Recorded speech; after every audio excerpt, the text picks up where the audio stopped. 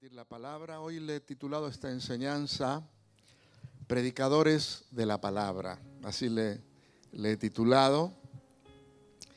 Y quisiera que reflexionemos en algo que es muy importante. No todos los creyentes en Cristo somos llamados a ser luz en este mundo. Así que por lo tanto no debemos escondernos. Cuando el Señor justamente hablaba de esto, de que somos luz, Él explicaba que la luz no es para ser puesta debajo de la mesa, debajo de un almud, debajo de un mueble, sino que la luz justamente es para ponerla en un lugar donde ella pueda alumbrar. Es verdad, nosotros aquí, por ejemplo, en la iglesia tenemos algunas luces aquí por abajo, pero todos sabemos que queda muy bonito en algún momento para que rompa, digamos, la oscuridad, pero no sirve para que nos alumbre, ¿verdad? Para que nos alumbre la luz tiene que estar alta, tiene que estar arriba. Y así también el Señor nos llama a cada uno de nosotros, sus hijos, a ser luces en este mundo. Y para hacerlo, no debemos usar, por supuesto, la fuerza humana, porque dice la palabra de Dios que las armas que el Señor nos ha dado, las armas de nuestra milicia, dice que no son carnales, sino que son poderosas en Dios para la destrucción de fortaleza. ¿Y cuáles son las armas que el Señor nos ha dado? Las armas que tenemos nosotros como hijos de Dios. Por un lado tenemos la oración, la intercesión, la alabanza. Cuando nosotros alabamos al Señor, en cierta manera también estamos usando un arma poderosa. Tú sabes que cuando nosotros alabamos al Señor, si nosotros pudiéramos abrir o ver con nuestros ojos espirituales, pudiéramos ver lo que sucede en las esferas espirituales. Cuando el pueblo de Dios está alabando, dice la Biblia que hay, esto nosotros no lo podemos ver con nuestros ojos, pero hay espíritus, hay principados, hay potestades, hay gobernadores de las tinieblas. Nosotros en nuestro caminar cristiano somos, vamos a decir así, somos protagonistas de alguna manera de todos estos, por decirlo así, estos personajes que nos están contemplando, ¿no? Principados, dice la palabra, gobernador de las tinieblas en las regiones espirituales, así que nosotros delante de ellos que estamos nosotros caminando, funcionando, dice que es una gran nube de testigos, dice la palabra de Dios que nosotros tenemos en nuestro caminar. Lo que pasa es que nosotros no lo vemos con nuestros ojos espirituales, pero muchas veces lo sentimos, ¿no? ¿Cuántas veces sentimos en algunos lugares donde vamos, sentimos a veces como una opresión en nuestro espíritu, ¿verdad? Muchas veces nos pasa eso, y eso es señal de la presencia de espíritus que hay en las regiones celestes. Y nosotros cuando alabamos a Dios, cuando bendecimos su nombre, es como que el Señor también nos da esa autoridad para despejar los aires, de malos espíritus. Así que la alabanza, nosotros también tenemos que saber que es un arma tremenda, poderosa, que nosotros tenemos. Por eso, cuando estés incluso en tu casa, aunque estés solo, en algún momento también es bueno que alabes al Señor, ¿no? Que puedas cantar, ahí nadie te escucha, pero te puede escuchar el Señor, y a través de nuestra alabanza podemos sentir que es renovado nuestro corazón, es renovado nuestro espíritu.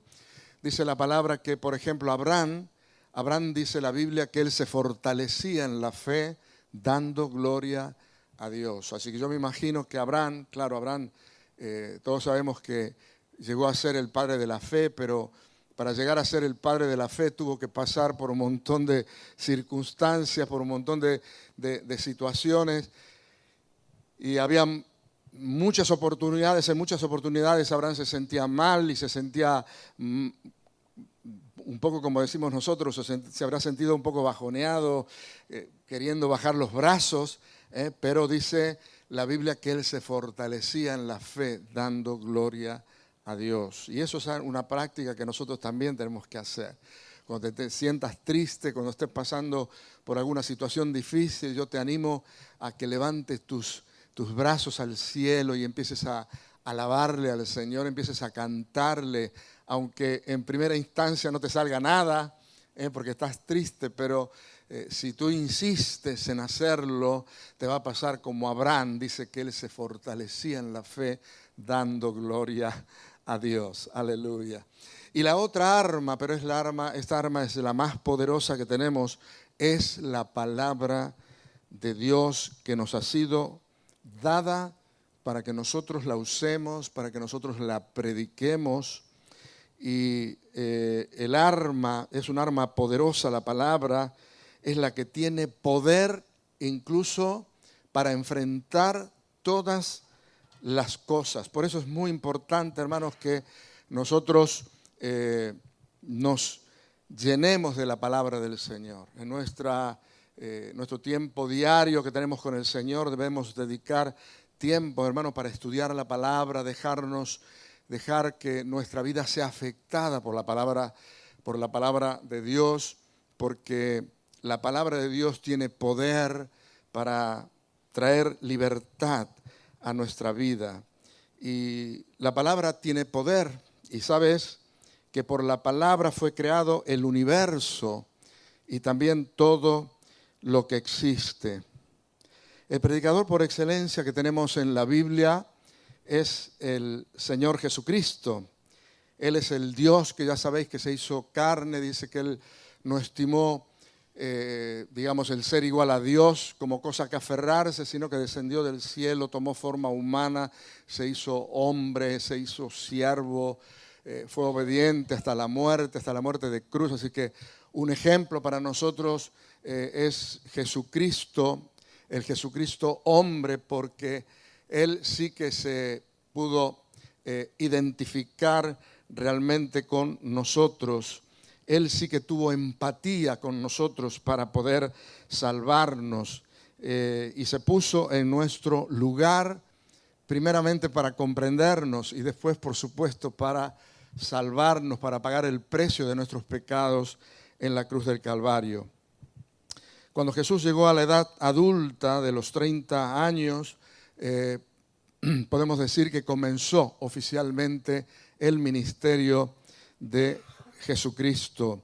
Lo vemos allí dirigiéndose al Jordán para ser bautizado por Juan el Bautista, y cuando él entró al Jordán para ser bautizado por Juan el Bautista, dice que los cielos se abrieron, el Espíritu Santo descendió sobre él como paloma y se escuchó una voz en los cielos que sería la voz del Padre que decía: este es mi Hijo amado en el cual tengo contentamiento. Y entonces allí públicamente vemos que, en la humanidad de Jesucristo, Él recibe el Espíritu Santo. Y allí podremos decir que al recibir el Espíritu Santo, a partir de ese momento es como que en esa etapa de ser humano, Jesucristo, a partir de ahí es como que tiene en su vida una dinámica diferente, y a continuación comienza oficialmente su ministerio. A continuación, al salir del Jordán, al recibir por decirlo así, el bautismo del Espíritu Santo, dice que el Espíritu, dice que fue llevado por el Espíritu al desierto, donde fue tentado allí por el diablo. Sabemos que ahí Satanás, que también es algo que tenemos que tener en cuenta, Satanás es un experto, es muy conocedor de la palabra, Satanás, ¿no? Pero claro, él es conocedor de la palabra y siempre la usa, pero la usa de una forma distorsionada, la usa para transversar de alguna manera la palabra y la verdad. Y él la usa así, cuando se enfrenta con Jesucristo allí en el desierto, Satanás usa la palabra de una forma distorsionada, pero Jesús con la palabra lo puede resistir. Y al final con la palabra termina venciéndolo, termina derrotándolo a Satanás allí en el desierto. Y a continuación, comenzando ya su ministerio, vemos que el Señor Jesús se va a una sinagoga que estaba allí en Nazaret, que justamente era la ciudad de Nazaret donde él se había criado. Y ocurre algo muy importante, que es lo que quiero que veamos hoy, que pone de manifiesto en realidad quién era Jesús y qué era lo que él vino a hacer a este mundo.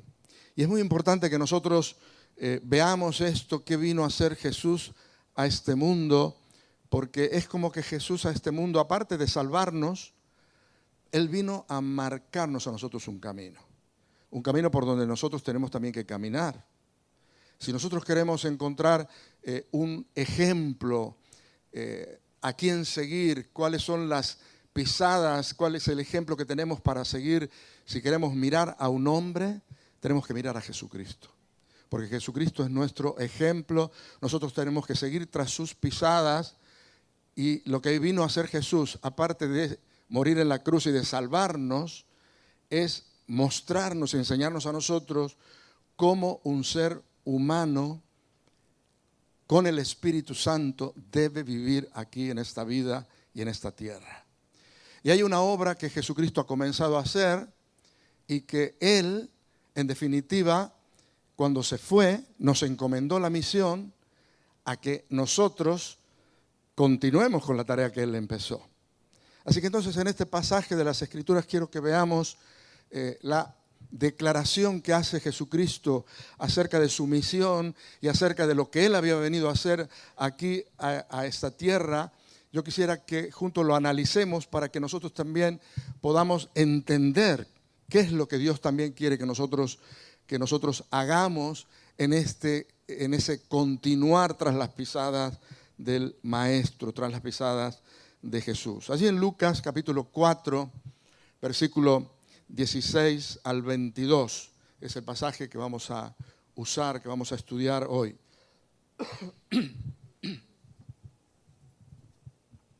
Lucas 4, 16 al 22.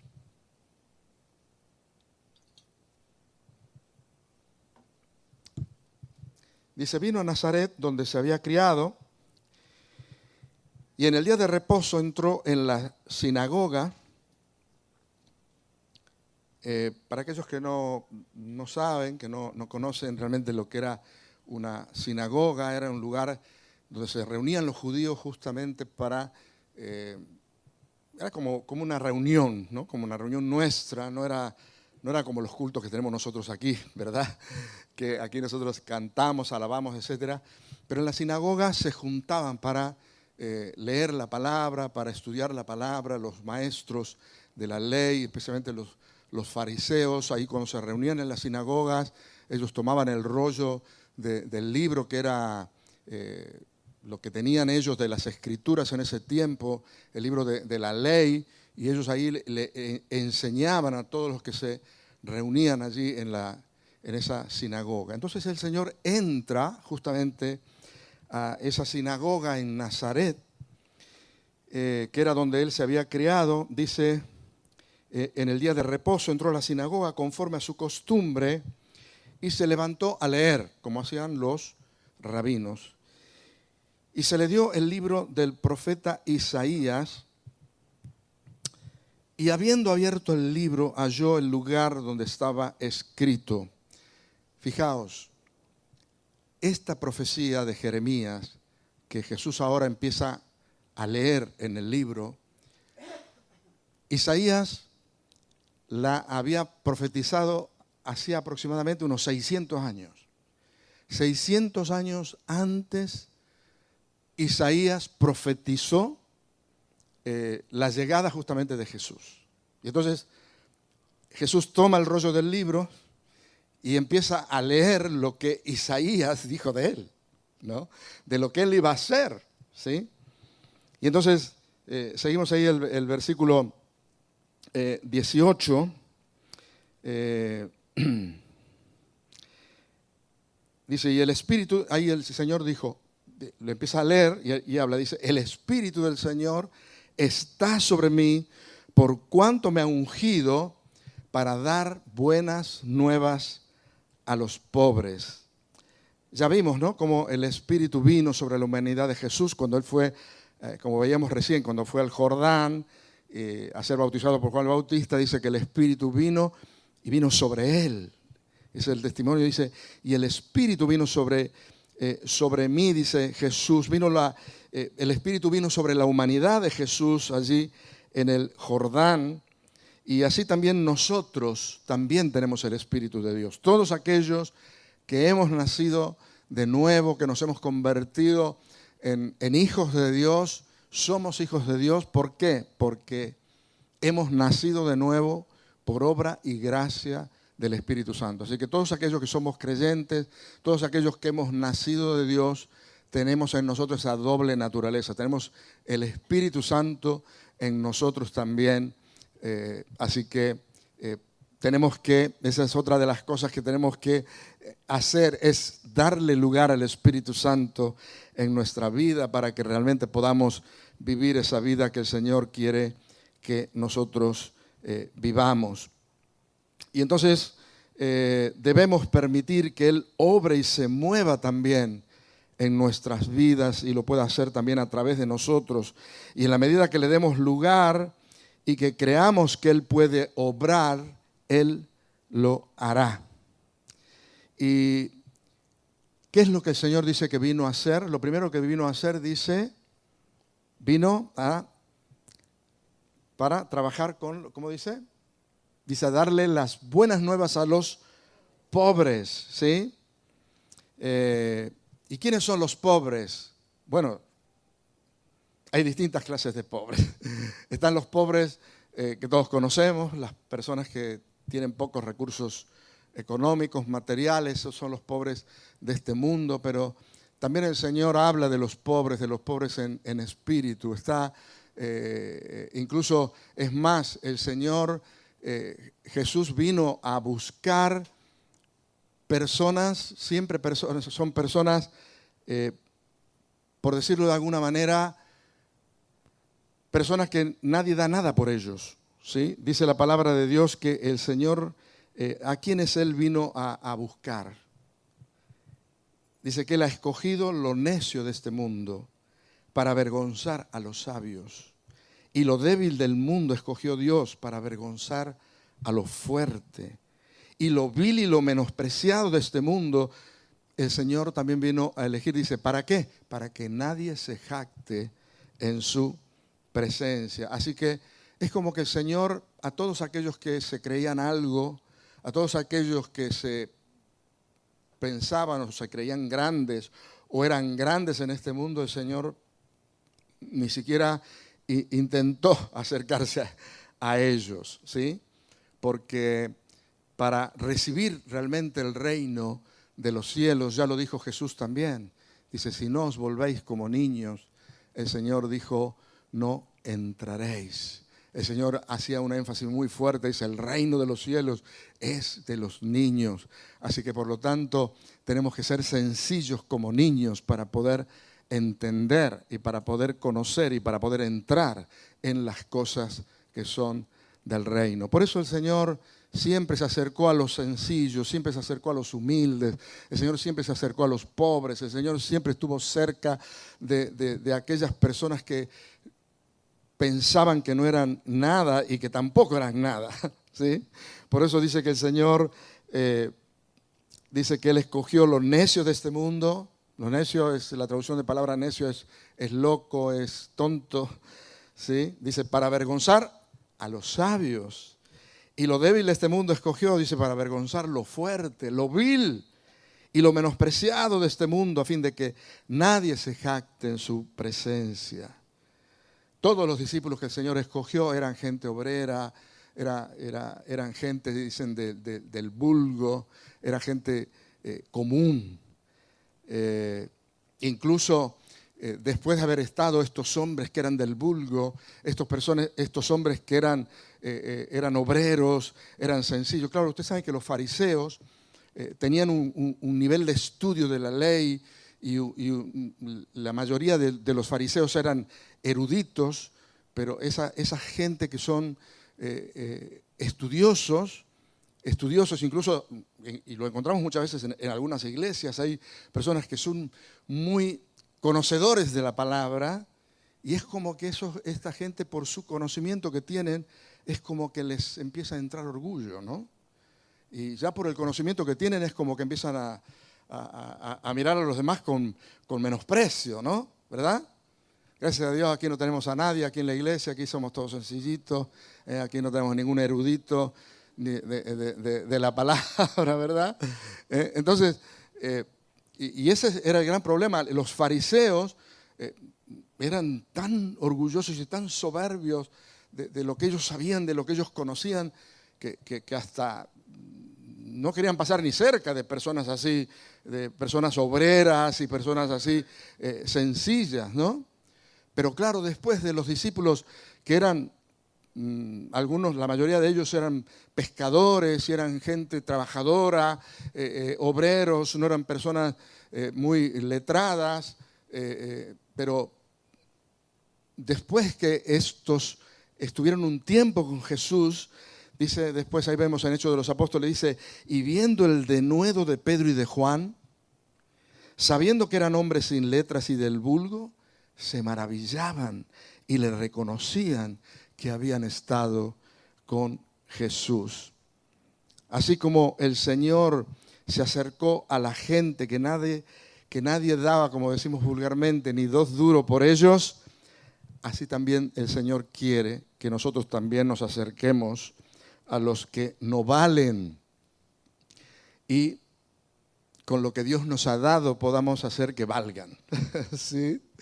Por ejemplo, el primer mártir que tenemos en la cristiandad, todos sabemos que fue Esteban, ¿no? Esteban dice que en un determinado momento fue al Areópago de Atenas, que era donde justamente allí iban y exponían sus tesis, los grandes pensadores de aquella época, y resulta que Esteban fue allí también a exponer la palabra de Dios, y dice que él hablaba con un denuedo tan grande, dice que no podían resistirle, pero entonces ahí muchos de estos se empezaron a manifestar, por gente que estaba endemoniada, empezaron a manifestarse en contra, porque no podían resistirle con palabra, y al final a Esteban dice que lo sacan del Areópago y lo apedrean, y al final Esteban muere apedreado. Pero fijaos, otro hombre que era un hombre sencillo, un hombre sin letras, era un hombre que por la palabra de Dios fue realmente transformado en un hombre que era un hombre elocuente y que podía predicar la palabra de verdad con toda libertad, ¿no? Y así somos también nosotros llamados a no despreciar a los pobres, sino siempre acercarnos a los que necesitan, tomarnos de paciencia. Yo sé que hay muchos que después de haberse encontrado con el Jesucristo y de empezar a caminar con Él, tenemos que tener cuidado que no nos pase lo mismo que los fariseos. Tenemos que tener un corazón hacia los pobres y hacia los necesitados para poder estar cerca de ellos y de qué manera poder ayudarlos. Porque también el Señor nos quiere usar para que nosotros le podamos ayudar y les podamos bendecir. Así como también en su momento otros nos han ayudado a nosotros, ¿verdad? Gracias por vuestro entusiasmo. Amén. Muy bien. Vamos a dar un aplauso al Señor. Así vamos. Aleluya. ¿Qué más? Aquí el Señor como que está empezando a mencionar las cosas que profetizó Isaías de lo que iba a ser Jesús. Y después vamos a ver que después, cuando Jesús termina de leer el rollo, Él, declara, hoy se ha cumplido esta palabra, ¿no? Y ahí es donde se presenta en sociedad Él como el Mesías, el que había venido de parte de Dios. ¿Qué más? ¿Qué más vino a hacer Jesús? Dice, me ha enviado a sanar a los quebrantados de corazón.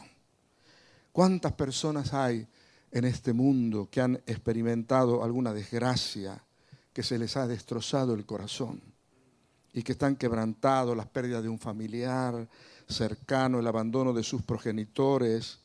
¿Cuántas heridas han producido corazones quebrantados a nuestro alrededor? ¿Sabes una cosa? Lo podemos ver al Señor Jesús cuando estuvo en este mundo, que Él tenía palabra de consuelo, palabra de aliento para todas aquellas personas que estaban así en esas condiciones, quebrantados. El Señor tenía palabra para ellos. ¿Y sabes una cosa? Nosotros también la tenemos. Nosotros que somos hijos de Dios y que tenemos la palabra de Dios, nosotros también tenemos palabra de fortaleza y de consuelo a aquellos que lo necesitan. Por eso, queridos hermanos, qué importante es que no andemos por este mundo con anteojeras, no andemos con esas, ¿cómo se llama esto que se le ponen a los caballos? Para que no miren para los costados.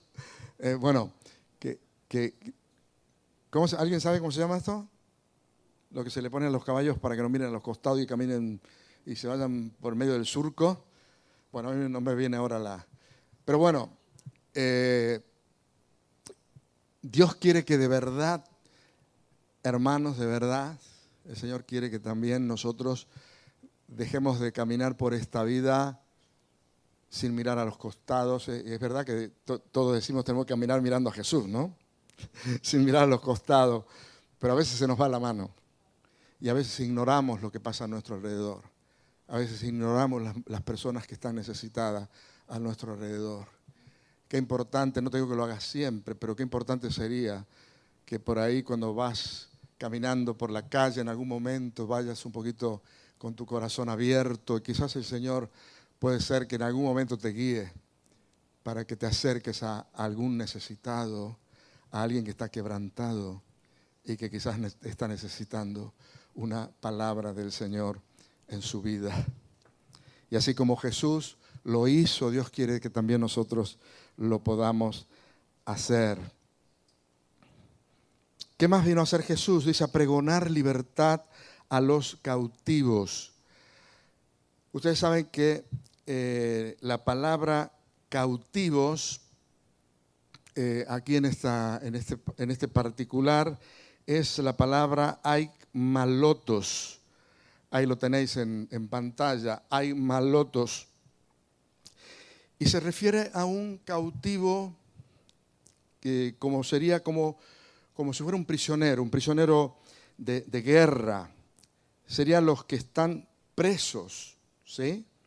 Los que están presos, los que están presos, que tienen ataduras espirituales, que necesitan ser liberados. Es verdad que hay muchos presos que están presos en cárceles espirituales y no necesitan estar en una cárcel física para estar presos, ¿sí? Pero hay muchas cárceles físicas que están llenas de presos que están atados, bueno, están presos físicamente, pero a la vez también están atados, atrapados por ese espíritu de delincuencia. Yo durante 6 años estuve entrando a predicar en una cárcel aquí en España, en la cárcel una macrocárcel que se encuentra en Suera, que es un pueblo que está justo en el límite entre Zaragoza y Huesca. Es una macrocárcel.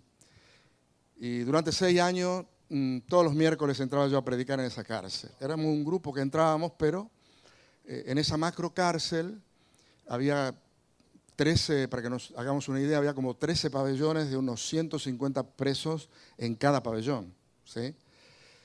Y éramos tan pocos los que nos ocupábamos del ministerio de la cárcel que cada vez que íbamos, por ejemplo, a mí me tocaba, yo solito entraba a 2 pabellones de esos, durante esas 2 horitas que nos daban, así que estaba 1 hora en un pabellón y otra hora me iba al otro pabellón. Y yo entraba y me metía entre medio de los presos, hablando del Señor, los invitaba a una salita que hay para predicarles, para hablarles del Señor. Y ¿sabes una de las cosas que vi? Que había presos que estaban toda la vida presos. Toda la vida presos. La mayoría de ellos está atado por un espíritu de delincuencia.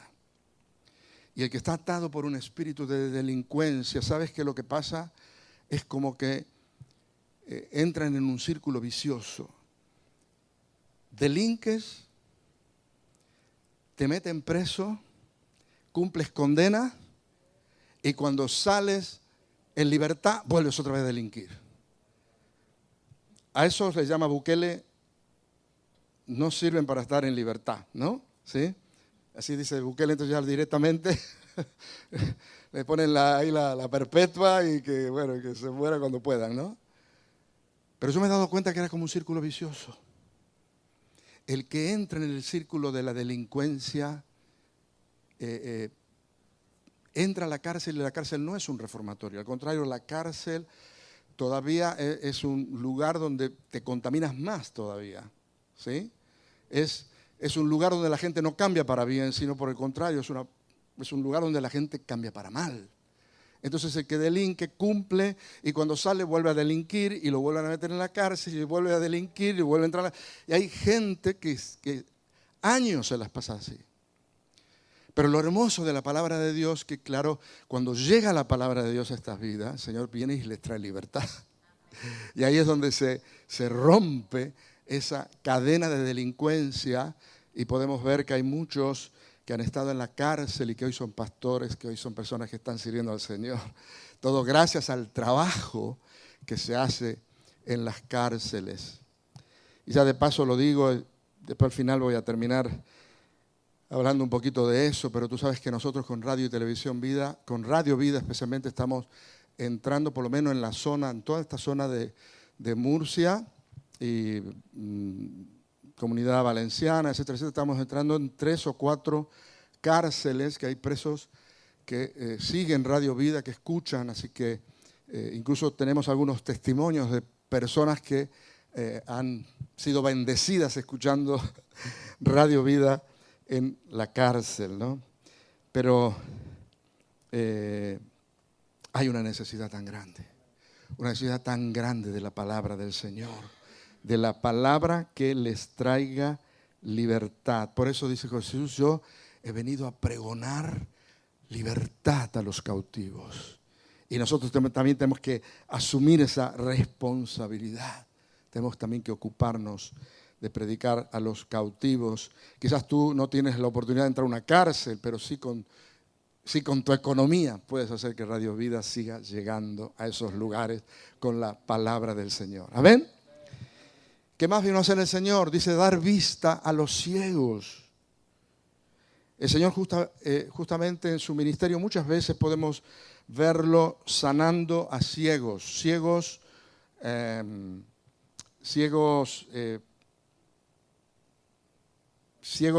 sus ojos naturales. ¿Sí?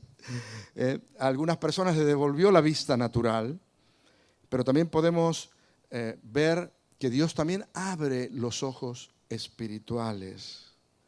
¿Cuántas personas hay en el mundo y entre ellos, cuántos de nuestros familiares, cuántos amigos o personas que nosotros conocemos que son ciegos espirituales?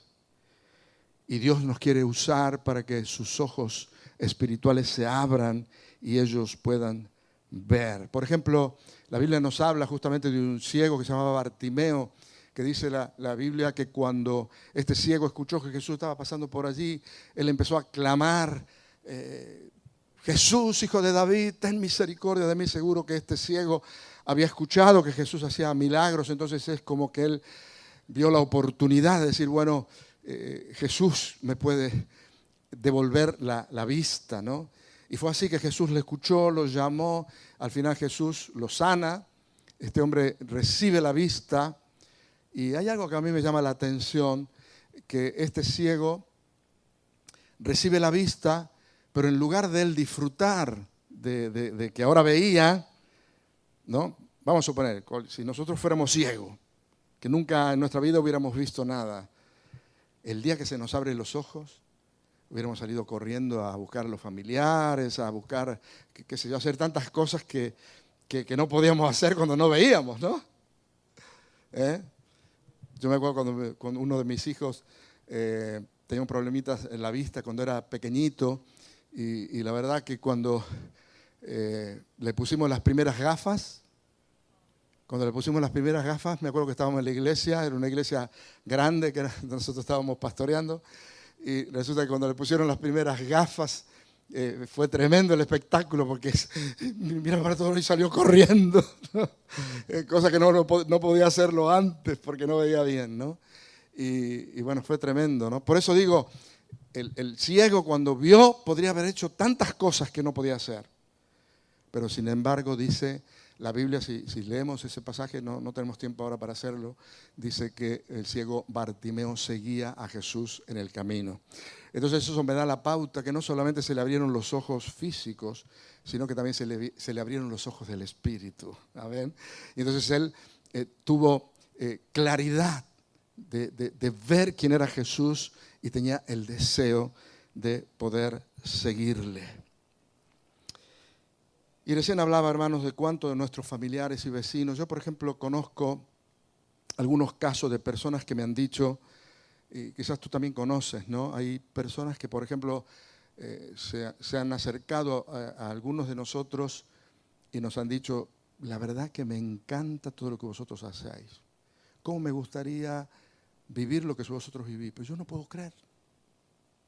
No puedo creer. ¿Te ha pasado eso con alguien que a veces tú estás hablando y te dice, sí, me parece perfecto, pero no creo? No puedo creer. ¿Sí? No puedo creer. Me gustaría creer, pero no puedo. Están ciegos, no ciegos espiritualmente. ¿Y cuál es el remedio para la ceguera espiritual? ¿Qué dice la Biblia? ¿Cómo es que viene la fe? Dice que viene por oír la palabra de verdad. Aleluya. Cuando escuchamos la palabra, ahí se abren los ojos. Mira, hay una experiencia que hemos tenido durante estos años con Radio Vida. Ustedes saben que hay personas que en un determinado momento se han comunicado con nosotros a la radio y nos han dicho, yo hace, qué sé yo, te voy a contar un caso. Por ejemplo, hay una persona que decía, hace 10 años que yo les escucho. Y les estoy escuchando siempre, siempre, siempre, siempre. Pero ahora quiero entregarme a Jesús. ¿Sabes lo que dice la Biblia? Dice que la Biblia dice que su palabra dice que es como martillo que rompe la piedra. Como martillo que rompe la piedra. Tú coges una piedra, por más dura que sea, tú empiezas a pegarle con el martillo. Pic, pic, pic, pic, pic, pic. Y si insiste pegándole con el martillo, tarde o temprano esa piedra se va a romper. ¿Sí? El martillo siempre termina rompiendo la piedra. Y fijaos qué hermoso ejemplo que nos da la Biblia. Dice que su palabra es como un martillo que rompe la piedra. Aquellos que se exponen a la palabra de Dios pueden no tener fe, pueden ser un poquito duros, pero si la palabra llega ahí, pim, pim, pim, pim, al final la palabra va a hacer su obra, ¿no? Y esa es la experiencia que hemos visto en mucha gente que ha empezado a escuchar Radio Vida, que ha empezado a simpatizar con nosotros, a gustarle la palabra, los mensajes, etcétera, etcétera, la música, y se han empezado a enganchar con la radio, y así sin querer prácticamente exponerse a la palabra, escuchar la palabra, escuchar la palabra, escuchar la palabra. Al final la palabra dice que es viva, es eficaz, es penetrante como espada de 2 filos, dice que penetra hasta partir el alma, discierne los pensamientos y todo lo que hay en el corazón. Así que qué hermoso que de verdad, hermanos, si estás orando por algún familiar, por algún pariente, por algún vecino, por algún conocido y le estás hablando, no te digo que seas pesado, ¿sí? Porque a veces algunos se ponen pesados, demasiado pesados, y al final la cosa se tuerce, ¿no? Al final después la cosa se pone al revés, ¿no? Hay algunos que dicen, por favor, sáqueme esta mujer de encima que no me dejan, que no me dejan tranquilo, ¿no? A Karen, algunas clientas han venido a decirle de algunos hermanitos de la iglesia, dice, por favor, quítamela esta de que por favor que no me vea, que no me venga más, ¿no? No tenemos que ser calcinos, pero sabios. Cada oportunidad que veas que el Señor te da, ¡pum! Ahí pégale con la palabra, hasta que la palabra haga su obra completa. Aleluya. También, ¿qué más hizo Jesús? Vino, dice, a traer libertad a los oprimidos, a poner en libertad a los oprimidos. ¿Cuáles son los oprimidos? Son personas que están atrapadas por malos espíritus. Lo que nosotros hablamos de los endemoniados. A veces pensamos, sí, los endemoniados, claro, en el tiempo bíblico, gente ignorante, etc. Hoy no hay. No, hermano, hoy hay más endemoniados, más endemoniados que antes, ¿sí? Claro, a veces nos confundimos un poco, ¿no?, con el tema de las enfermedades mentales. Yo creo que enfermedades mentales es verdad que las hay. Cuidado, hay personas... hay ciertas ramas del evangelio que cuando ven a una persona que tiene problemas mentales ya empiezan a reprenderle a los demonios, porque dice, este está endemoniado, ¿no? Que hace cosas raras y tal. Pero no, yo creo que no.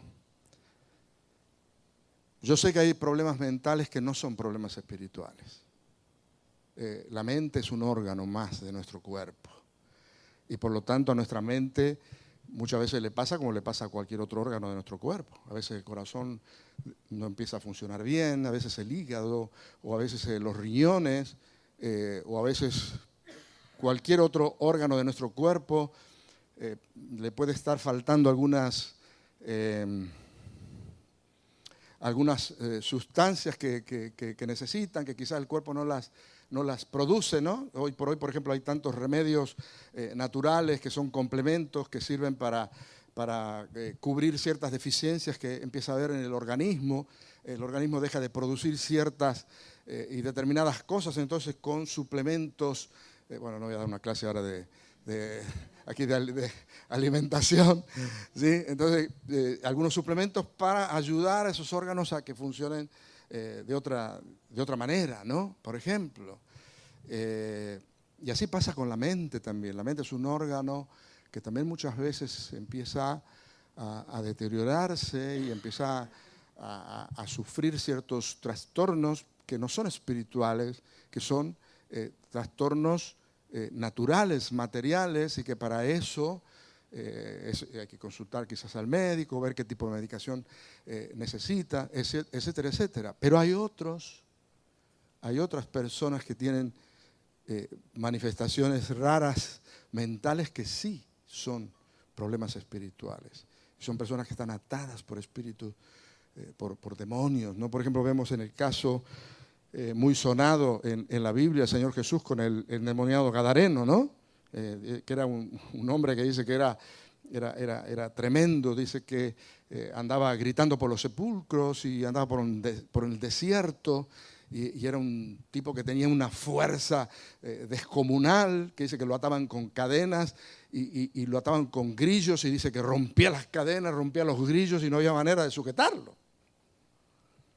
Y claro, cuando se acercó a Jesús, dice que el endemoniado se postró delante de Jesús, y cuando Jesús le hace una pregunta y dice que ¿cómo es tu nombre? Dice, me llamo Legión. Y según la legión eran más o menos por ejemplo, la legión de soldados eran aproximadamente entre 5.000 y 6.000 soldados. Así que si eran una legión de demonios, así que como los espíritus no ocupan lugar en el espacio, así que ese endemoniado tenía como 6.000 demonios, como 6.000 espíritus, ¿no? ¿Sí? Así que fijaos qué terrible. Entonces, claro, tenía una fuerza descomunal que ¿no? Ahora, cuidado, cuando tú veas a alguno que tiene mucha fuerza, si no está endemoniado, puede ser que está yendo mucho al gimnasio y tiene fuerza. Bueno, esos son otros, ¿no? Muy bien, bueno, entonces el Señor ahí lo manifestó y pasó con el endemoniado gadareno y también con otras personas con las cuales se encontró Jesús, que los liberó de espíritus malos. Y hoy por hoy, queridos hermanos, también cuántas personas hay necesitadas, cuántas personas están con ansiedad, con depresión, que sufren insomnio, incluso hasta algunos tienen hasta deseos de suicidio, cuántas personas que están, digamos, conmovidas por malos espíritus. Y hermanos, estamos en una sociedad muy necesitada de Dios, y para eso el Señor nos tiene aquí también, ¿verdad? Para que con su palabra nosotros podamos ser de ayuda y de bendición a estas personas que están pasándola mal. Y bueno, el último punto dice, a predicar el año, ¿qué más vino a hacer Jesús? A predicar el año agradable del Señor. Usted sabe que en el pueblo de Israel, una de las cosas que Dios había establecido y que se debía cumplir siempre era el año de jubileo. ¿Sabe cuál era el año de jubileo? El año de jubileo era que cada 50 años, por ejemplo, había personas que tenían, que le iban mal económicamente. Entonces, ¿qué es lo que hacían? Vendían a veces sus propiedades, otros se vendían a sí mismos como esclavos, pero cuando llegaba el año de jubileo, todo esto quedaba libre. O sea, aquellos que habían vendido sus propiedades, a los 50 años se la tenían que devolver. Aquellos que se habían vendido como esclavos, cuando llegaba el año del jubileo, recobraban la libertad, ¿no? Y o sea que esto ocurría cada 50 años. Claro, tú dices 50 años, pero bueno, pero por ahí tú quizás tuviste que vender la propiedad, pero estás a 20 años del año de jubileo. Hay otros que vendían su propiedad y estaban a 10 años del año de jubileo, ¿no? Así que bueno, el año de jubileo era un año de libertad. Quedaban libres, digamos, todas aquellas cosas que estaban, digamos que habían sido dadas como pagos de deuda, ¿no? Entonces, por decirlo de alguna manera, el año agradable del Señor era el año de jubileo. Él había venido a predicar, dice, el año agradable del Señor. O sea, que vino a predicar Jesús, vino a predicar la libertad, la recuperación, las nuevas oportunidades. ¿Cuántos saben que Dios es un Dios de nuevas oportunidades? Amén. Aleluya. Así que el jubileo representa descanso, recuperación de lo perdido, liberación y una nueva oportunidad. El Señor vino a predicar el año agradable del Señor, a establecer un jubileo íntegro, dinámico y permanente en la historia humana, basado en la práctica del amor y de la justicia. Y después dice el versículo 20, allí a continuación, lo que hace Jesús. Dice, y enrollando el libro, lo dio al ministro y se sentó, y los ojos de todo en la sinagoga estaban fijos en él. Y comenzó a decirle, ahí empieza a profetizar y a decir, como a manifestarse quién era él, ¿sí? Dice, hoy se ha cumplido esta escritura delante de vosotros. Y todos daban buen testimonio de él y estaban maravillados de las palabras de gracia que salían de su boca y decían, ¿no es este el hijo de José? ¿No es este el que todos conocemos? Pero ahí es como que el Señor se manifiesta como el Mesías. La costumbre que había en la sinagoga es que el predicador leía el rollo del libro en pie y luego se sentaba para enseñar. Así lo hizo Jesús y así declaró, hoy se ha cumplido esta escritura delante de vosotros, revelándose de esa manera a todos los presentes como el Mesías que había venido. Y este es el testigo, queridos hermanos, que nosotros como iglesia debemos recoger. Ser como Jesús, no solamente en conducta, sino en cuanto a la predicación de la palabra. Que lo podamos hacer en todos los ámbitos que se nos presente la oportunidad. Nosotros tenemos que ser predicadores del Evangelio, predicadores de la palabra.